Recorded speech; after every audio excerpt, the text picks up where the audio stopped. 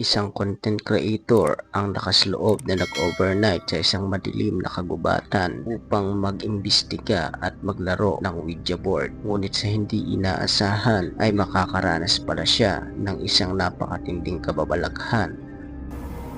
Should something move outside the tent?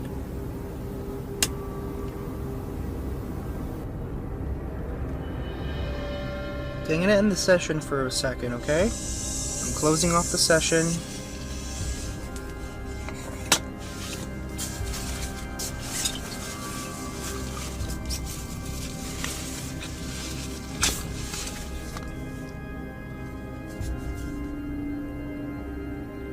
I don't see anything.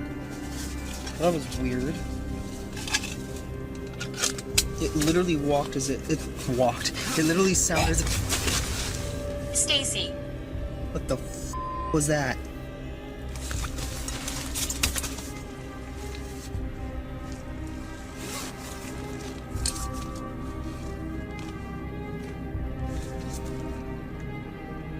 No. That's.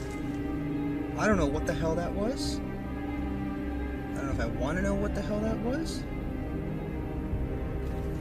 What do I do?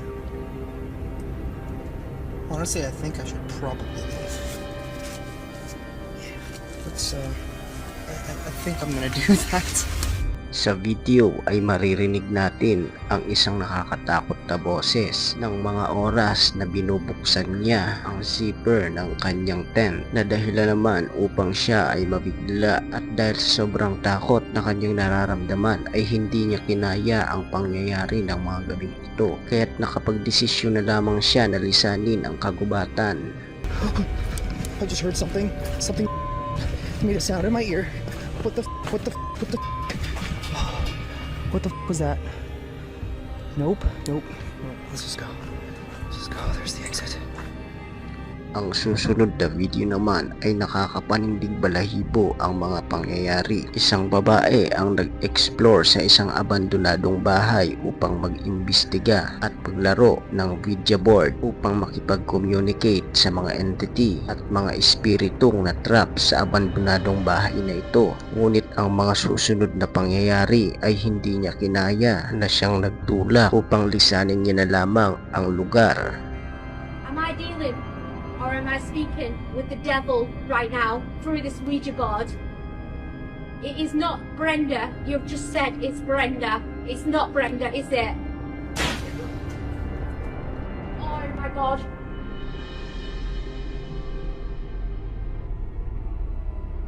I'm trying to take deep breaths. Who am I communicating? I'm losing my. Who am I communicating with through this board?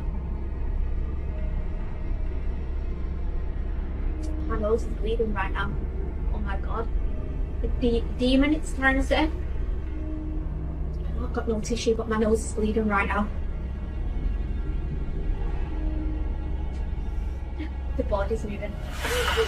Oh my god, right, that's it. I'm done. I'm off. I'm sorry, guys. Sa video ay mapapansin natin ang biglang pagdugo ng kanyang ilong, at maya-maya pa ay bigla na lamang tumilapon ang Ouija board na kanyang ginagamit, na tila ba may espiritong nagalit sa kanya. Isang lalaki naman na nagngangalang George ang nagbahagi sa social media ng mga nakakapangilabot niyang karanasan sa mismong sarili niyang pamamahay. Isang gabi, siya ay nag-obserba at nag-imbestiga at hindi siya natulog ng mga gabing ito, ngunit ang mga susunod na pangyayari ay tila ba hindi niya kinaya. I swear to God, there was like some.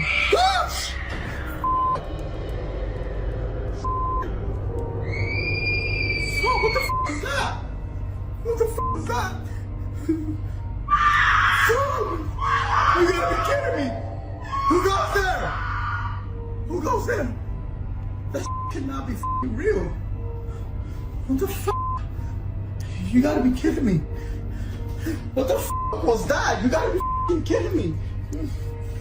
Oh, you gotta be messing with me. I swear to God, this gotta be a joke. Whoever's in here, I command you to leave in the name of Jesus Christ. I asked you to leave now. Oh, oh, I got adrenaline going right through my body. What the is that?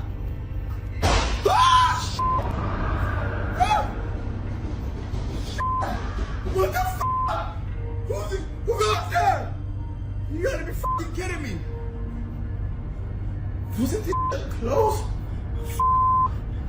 Oh, gosh. What the is that? Guys, you gotta be kidding me. What's the thing? Oh, I'm getting a headache badly. I'm getting a fucking headache badly. Oh, you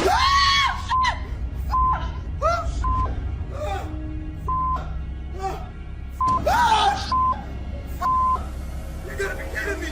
Oh,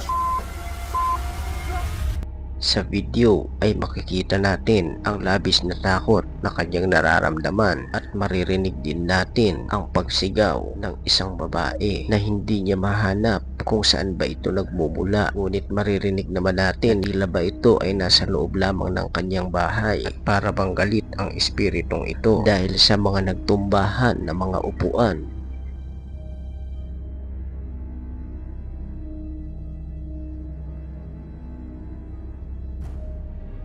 Isang puting usok naman na may hugis tao ang nakunan sa CCTV. Ang nagmamay-ari ng video ay wala siyang ka-idea kung ano ba ang nakunan ng kanyang CCTV. Ngunit laking pagtataka niya dahil ito ay kanyang napapansin na para bang may sarili itong buhay dahil tila ba alam nito ang kanyang direksyon. Caught this on my Ring camera last night.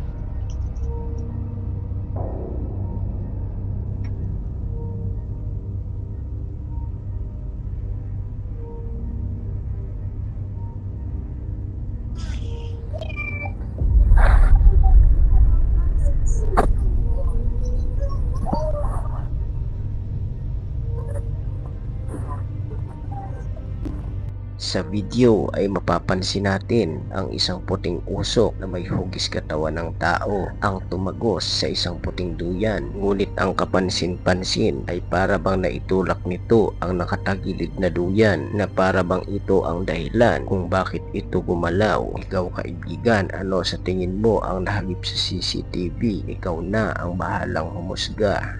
Isang lalaki naman ang nagbahagi sa social media ng kanyang mga misteryosong karanasan sa sarili niya mismong pamamahay na para bang naririnig ng nilalang ang kanyang mga sinasabi. May mga pagkakataon na nakukunan ng kanyang CCTV ang nilalang na ito. So guess who I just caught downstairs? Corey. She went downstairs all on her own.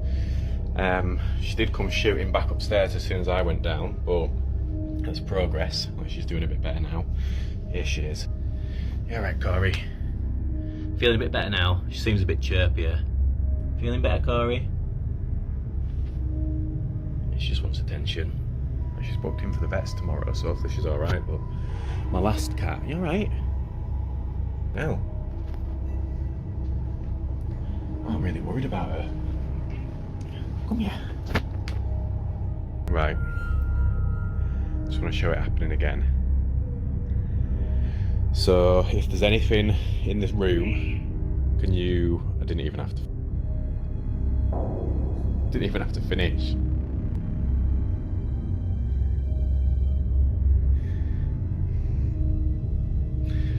I don't really need to prove that there's nothing down there.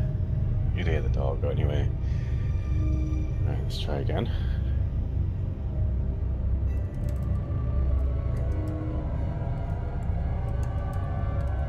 Right, if there's anything in this room with me,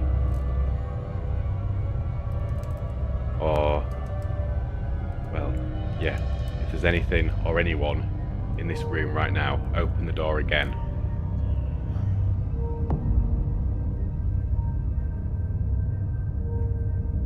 Sa video ay makikita natin na biglang bumukas ang pinto nang sabihin niya ito sa isang hindi nakikitang nilalang na nakatira sa kanilang bahay. Hanggang ngayon ay namimisteryosohan pa rin ang lalaki sa mga pangyayaring ito at narito ang ilang mga kuha mula sa kanyang CCTV. Yeah, it is creeped me out a bit. Just have a look.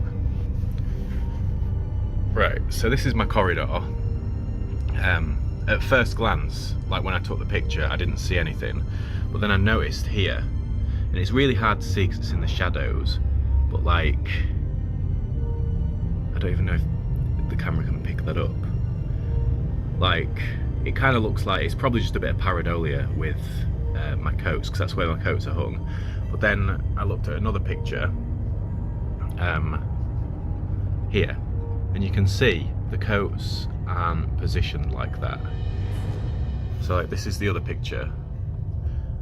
Titigang mabuti ang video dahil may mapapansin tayo parang isang nakaupong tao sa loob ng kwarto, at dahil sa kanyang nadiskubre ay naglagay pa siya ng mga CCTV sa iba't ibang bahagi sa loob ng kanyang bahay upang malaman niya kung may iba pa bang kababalaghan na nangyayari. Ngunit hindi siya nagkamali dahil isang gabi, alas 2 ng madaling araw, ay may nakunan ulit ang kanyang CCTV.